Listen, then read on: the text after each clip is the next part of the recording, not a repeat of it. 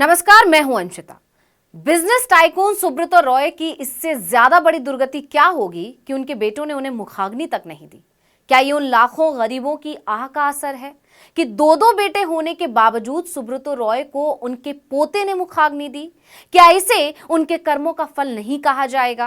क्या ये नहीं कहा जाएगा कि आपके अच्छे बुरे कर्मों का फल आपको यहीं भुगतना पड़ता है? और ऐसा ही सुब्रतो रॉय के साथ हुआ। जिन गरीबों का पैसा लूटकर सुब्रतो रॉय ने अपना महल खड़ा किया, अपने बिजनेस को आसमान की बुलंदियों तक पहुंचाया, अर्श से फर्श तक पहुंचाया, कितने गरीबों के सपनों को कुचलकर अपने सपने पूरे किए, गरीबों के बच्चों के सपने तोड़कर अपने बच्चों को आलीशान जिंदगी दी।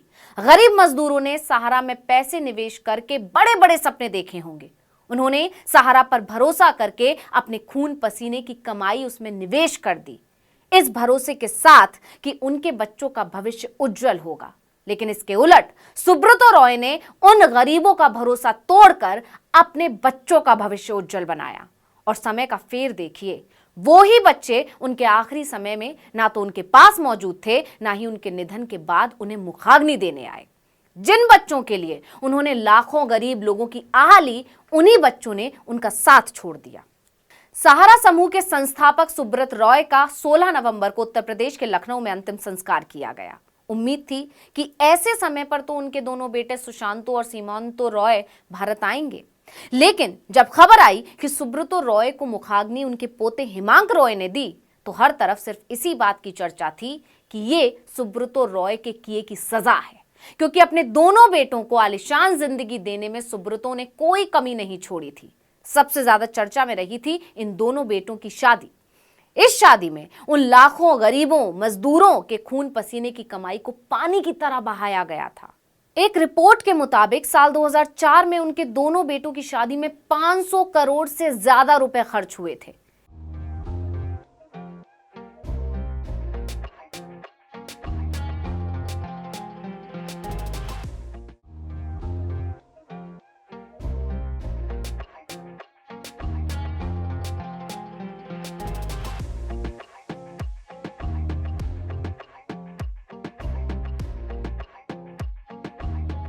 इनमें 11,000 से ज्यादा मेहमान शामिल हुए थे।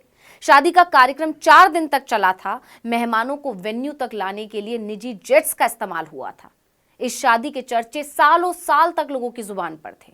सिर्फ देश ही नहीं, दुनिया की तमाम मशहूर हस्तियां इस शादी में शामिल हुई थीं। वहीं इस कंपनी के विस्तार की बात करें तो सहारा का विस्तार ऐसे वक्त हुआ था जब देश के गरीब और पिछड़े इलाकों में लोगों के पास बैंकों, पोस्ट ऑफिस, डिपॉजिट जैसी सुविधा नहीं थी। ऐसे में इन गरीब लोगों से, जिनके पास पक्की नौकरियां तक नहीं थी, उनसे हर दिन 10-20 रुपए लेकर कुछ दिनों महीनों बाद उन्हें अच्छे ब्याज पर एक मुश्त पैसे लौटाने का भरोसा दिलाकर सहारा में निवेश करवाया गया था। इनमें से कई लोगों के पास पक्के घर तक नहीं थे, लेकिन उन्हें एक अच्छे भविष्य की उम्मीद थी। इसके आधार पर वो अपनी मेहनत की कमाई का एक हिस्सा बचाकर, अपना पेट काटकर सहारा को दिया करते थे। उनके लिए भविष्य की जरूरतों, शादी, पढ़ाई आदि के लिए पैसे जमा करने का ये बेहतर तरीका था, जो सपना सहारा ने उन्हें दिखाया था। 80 के दशक में इसी उम्मीद के भरोसे लाखों गरीब और वंचित लोग सहारा से जुड़े। कंपनी पर भरोसा इसके विस्तार का एक बड़ा आधार था। इससे कंपनी का विस्तार तो तेजी से हुआ, सुब्रतो रॉय का बैंक बैलेंस भी तेजी से बढ़ा, लेकिन वो गरीब आदमी, वो महिलाएं जिन्होंने अपनी पायल तक बेचकर, अपना पेट काटकर अपने बच्चों के लिए सुनहरा भविष्य खरीदने की कोशिश की थी, वो वहीं के वहीं रह गए। इसी इंतजार में रह गए कि एक दिन उनका पैसा उन्हें जरूर मिलेगा। उनके बच्चे भी अच्छे स्कूलों में जाएंगे, आगे बढ़ेंगे, तरक्की करेंगे। बच्चे आगे तो बढ़े, अच्छी शिक्षा भी ली, अच्छी जिंदगी भी जी, लेकिन गरीबों के बच्चों ने नहीं, बल्कि सुब्रतो रॉय के बच्चों ने। लेकिन जरा सोचिए कि जिस इंसान ने इस देश के करोड़ों गरीब लोगों, कमजोर लोगों, रेडी पटरी वालों, छोटे दुकानदारों, नौकरी पेशा लोगों, सेना के जवानों, यहां तक कि छात्रों और महिलाओं तक को ठगा हो, वो खुश कैसे रह सकता है? वक्त का पहिया ऐसा घूमा और रॉय का बुरा वक्त शुरू हो गया। लाखों करोड़ों गरीबों का पैसा लूटकर जिस परिवार को उन्होंने दुनिया की तमाम खुशियां दी, उसी परिवार ने उन्हें अकेला छोड़ दिया। अपने आखिरी वक्त में भी वो अकेले ही रहे। यहां तक कि उनके दोनों बेटों ने अपने पिता के अंतिम दर्शन तक के लिए समय नहीं निकाला। उनके आखिरी समय में भारत आना तक जरूरी नहीं समझा। सुब्रतो रॉय के अंतिम संस्कार में जब उनके दोनों बेटे नहीं दिखे तो कई तरह के कयास लगने लगे। इस पर सुब्रतो रॉय की पत्नी स्वप्ना रॉय ने आगे आकर सफाई देते हुए कहा कि वो विदेश में हैं और किन्हीं कारणों से यात्रा नहीं कर सके, इसीलिए लंदन से पोते हिमांग को बुलाया गया है। जबकि सूत्रों का दावा है कि सेबी और अन्य वित्तीय एजेंसियों की नजर उनके बेटों पर है, इसलिए उनके दोनों बेटे भारत नहीं आए हैं। क्योंकि भले ही सुब्रतो रॉय ने किसी को अपना उत्तराधिकारी नहीं घोषित किया हो, लेकिन वो सहारा समूह से जुड़े तो हुए हैं।